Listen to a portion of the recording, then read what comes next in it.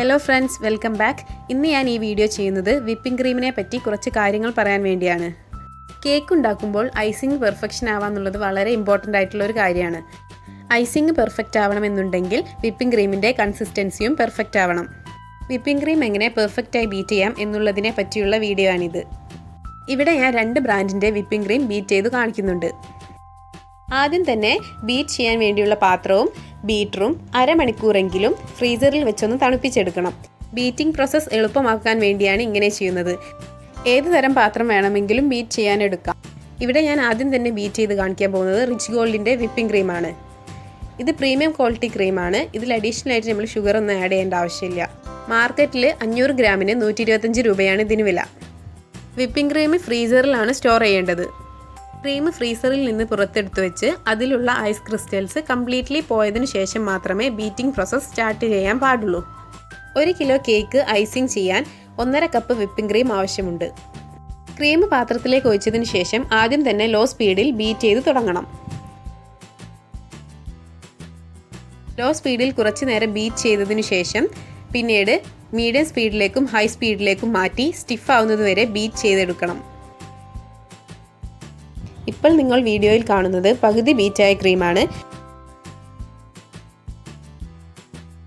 വീഡിയോയിൽ കാണുന്ന പോലെ ബീറ്റർ മൂവ് ചെയ്യുമ്പോൾ അതിൻ്റെ അടയാളം ക്രീമിൽ വരുന്നുണ്ടെങ്കിൽ ക്രീം സ്റ്റിഫായി എന്നാണ് അർത്ഥം. സ്റ്റിഫായ ക്രീമിൽ നിന്ന് ബീറ്റർ പുറത്തേക്കെടുക്കാൻ നമുക്ക് കുറച്ച് ബുദ്ധിമുട്ട് ഫീൽ ചെയ്യും. ഈ സമയത്ത് പാത്രം തിരിച്ചു പിടിച്ചാലും ക്രീം താഴോട്ട് വീഴൂല. ഇതാണ് ഇതിൻ്റെ പെർഫെക്റ്റ് കൺസിസ്റ്റൻസി.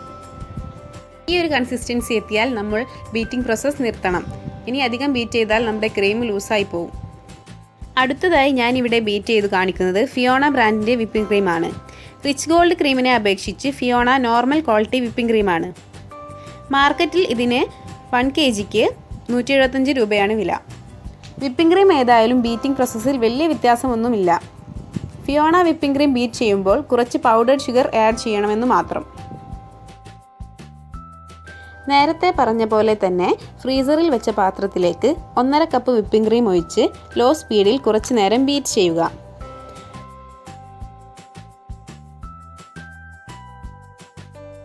അതിനുശേഷം 1/2 കപ്പ് പൊടിച്ച പഞ്ചസാര 2 സ്റ്റേജായി ആഡ് ചെയ്ത് ബീറ്റ് ചെയ്തെടുക്കുക. ശേഷം മീഡിയം സ്പീഡിലും ഹൈ സ്പീഡിലും ബീറ്റ് ചെയ്ത് നേരത്തെ പറഞ്ഞ പോലെ വിപ്പിംഗ് ക്രീമിനെ സ്റ്റിഫാക്കി മാറ്റിയെടുക്കണം.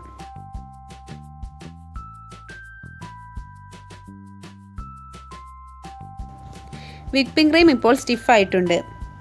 ഇപ്പോൾ നിങ്ങൾക്ക് വീഡിയോയിൽ കാണാം, ഒരു സ്പൂണിൽ കുറച്ച് വിപ്പിംഗ് ക്രീം എടുത്ത് കമഴ്ത്തി നോക്കിയാലും വിപ്പിംഗ് ക്രീം താഴോട്ട് വീഴുന്നില്ല. ഇതാണ് ഇതിൻ്റെ പെർഫെക്റ്റ് കൺസിസ്റ്റൻസി. ഇനി ഈ ക്രീം വെച്ച് നമുക്ക് ഈസിയായി ഐസിങ് ചെയ്യാം. ബീറ്റ് ചെയ്ത ക്രീം കൊണ്ട് പെട്ടെന്ന് തന്നെ ഐസിങ് ചെയ്യുന്നതാണ് നല്ലത്. അധികം നേരം പുറത്ത് വെച്ചാൽ ക്രീം മെൽറ്റ് ആവാനുള്ള ചാൻസ് ഉണ്ട്. ഈ വീഡിയോ കേക്ക് ഉണ്ടാക്കുന്ന ബിഗിനേഴ്സിന് വളരെ ഹെൽപ്ഫുൾ ആകുമെന്ന് വിശ്വസിക്കുന്നു. ദയവായി ഷെയർ ചെയ്യുക, സബ്സ്ക്രൈബ് ചെയ്യുക. Thanks for watching.